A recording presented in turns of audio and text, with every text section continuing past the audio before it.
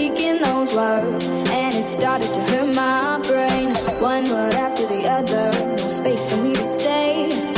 Sorry, but I'm gotta go. We'll talk another day. Sitting there, still trying to smile, but it seems impossible. 'Cause honestly, I was getting